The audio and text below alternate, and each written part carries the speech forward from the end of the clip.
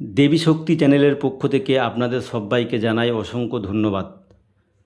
বন্ধুরা, আজ চমৎকার ঘটল। বারে সোমবার, নীলঘরের পুজো বা নীলঘরের বাতি বা নীল পুজো। আজ বাবার দিন, আর আজকে এই দিনে ঘটে গেল দুটো সাপের শঙ্খ। এবং তাই সেই শঙ্খের সামনে আপনারা দেখতে পাচ্ছেন এখানে গামছা পেতে দেওয়া হয়েছিল অনেকক্ষণ আগেই। তো এই গামছার মধ্যে তারা উঠেছে এবং এটা তো ভিডিওটা শেষের দিকে করা হয়েছে। তো এই গামছাটা বহু মূল্যবান বন্ধুরা, কোটি টাকা দিয়েও এই গামছা পাওয়া যায় না।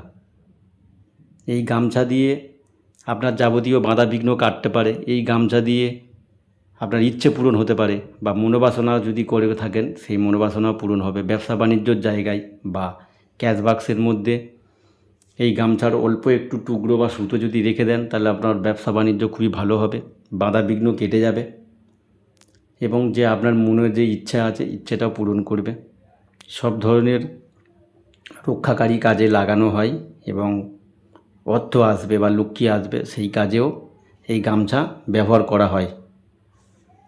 তো আপনাদের যদি কারোর প্রয়োজন হয় আমার সাথে যোগাযোগ করতে পারেন।